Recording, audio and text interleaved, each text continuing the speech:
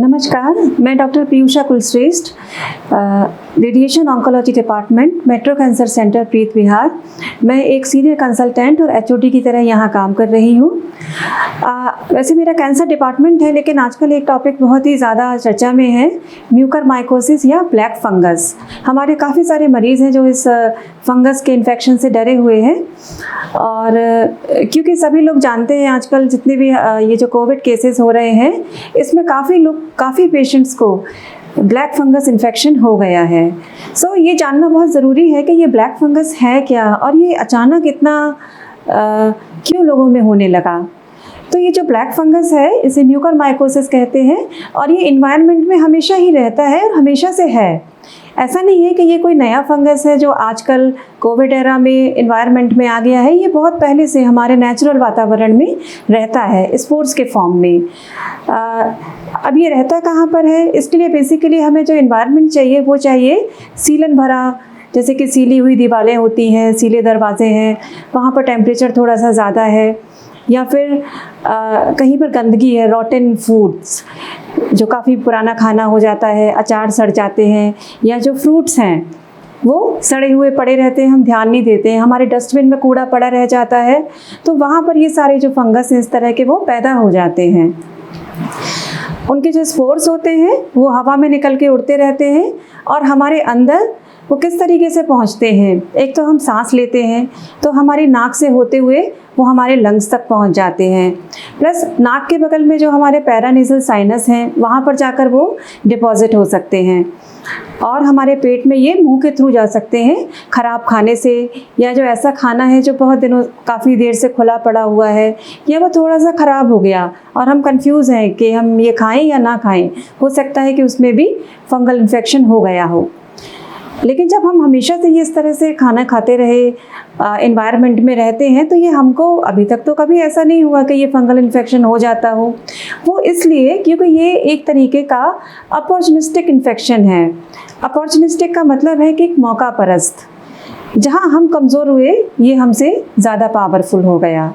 सो आजकल का corona pandemic में क्या हुआ कि लोगों को कोरोना हुआ, कोरोना से हमारी इम्यूनिटी ऐसे ही कम हो जाती है। इसके साथ जो कोरोना का ट्रीटमेंट होता है उसमें काफ़ी सारी इम्यूनोसप्रेसेंट ड्रग्स देते हैं हम लोग, और स्टीरॉइड्स। काफ़ी सारे मरीज़ों को जो हॉस्पिटल में एडमिट हुए, जिनको काफ़ी सीवियर फॉर्म में कोरोना था, उनको काफ़ी लंबे समय तक स्टीरॉइड दिए गए, हाई डोज स्टीरॉइड्स भी दिए गए। तो स्टीरॉइड एक तरीके की लाइफ सेविंग दवा है। लाइफ सेविंग तो है ये, लेकिन ये आपकी बॉडी को इम्यूनिटी वाइज कॉम्प्रोमाइज़ भी कराता है, आपकी इम्यूनिटी कम भी करता है।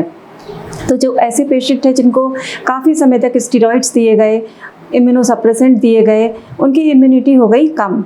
और ऐसे जो मरीज़ हैं इनमें जो फंगल के स्पोर्स थे उन्होंने ग्रो होना शुरू कर दिया।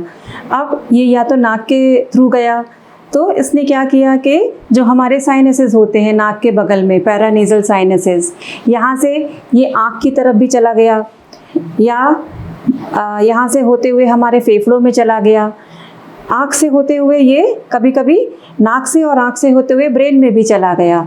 तो इसके जो सिम्टम्स लोगों में आए वो इस तरीके से आए कि हेडेक, पेन जो है इसका बहुत मेन सिम्टम होता है। कुछ लोगों को नाक से खून आया, किसी की आँख में स्वेलिंग आ गई, किसी के फेस पर स्वेलिंग आ गई, और क्या हुआ कि जैसे कुछ लोगों के दांत में दर्द हुआ।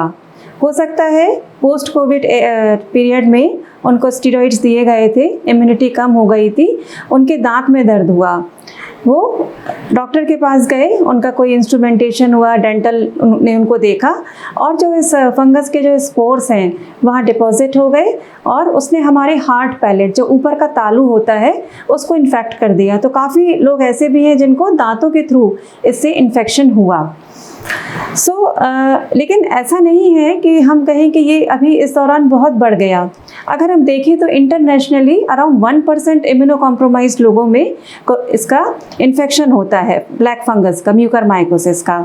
ठीक है। सो अगर अभी हम इम्यूनो कॉम्प्रोमाइज्ड पेशेंट्स देखें और इंसिडेंस ऑफ ब्लैक फंगस देखें तो ये लगभग उतना ही बना हुआ है, क्योंकि ये इम्यूनो कॉम्प्रोमाइज्ड लोग बहुत बढ़ गए, इसलिए इस फंगस का जो केसेस हैं वो ज़्यादा बढ़ गए। पर ऐसा नहीं है कि इसकी कोई पैंडेमिक आ रही है कि भाई हर किसी को ये फंगस हो जाएगा या हर कोरोना वाले मरीज़ को ये फंगस हो जाएगा, ऐसा बिल्कुल भी नहीं है।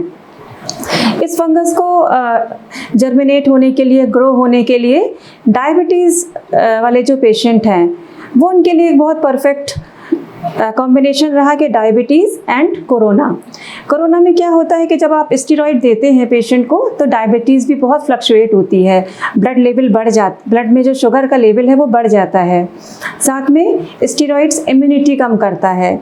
सो ये दोनों फैक्टर मिलके उसने इनको ग्रो होने का बहुत बड़ा मौका दिया। तो जो ऐसे पेशेंट थे जिनको डायबिटीज़ भी थी, कोरोना भी हो गया, उनकी इम्यूनिटी बहुत कॉम्प्रोमाइज़ हो गई और फंगल इन्फेक्शन ने ज़ोर पकड़ लिया। लेकिन जो लोग काफ़ी अवेयर रहे इन द सेंस कि उनको थोड़ा सा भी पेन हुआ नाक में या थोड़ी सी भी ब्लीडिंग हुई, उन्होंने अपना चेकअप करा लिया तो ये शुरू में ही पकड़ में आ गया और इसका ट्रीटमेंट हो गया। सो जो स्टेरॉइड्स का जो मिसयूज़ हुआ इसने इसके फंगल इन्फेक्शन के बहुत सारे केसेस बढ़ाए। तो सबसे ज़रूरी है कि अगर कोई भी सिम्टम आपको आ रहा है तो आप डॉक्टर को दिखाएं, उसके लिए क्या दवा लेनी है वो डॉक्टर से पूछ कर ही लें। सेल्फ मेडिकेशन बिल्कुल ना करें। Please be safe, be careful. Thank you.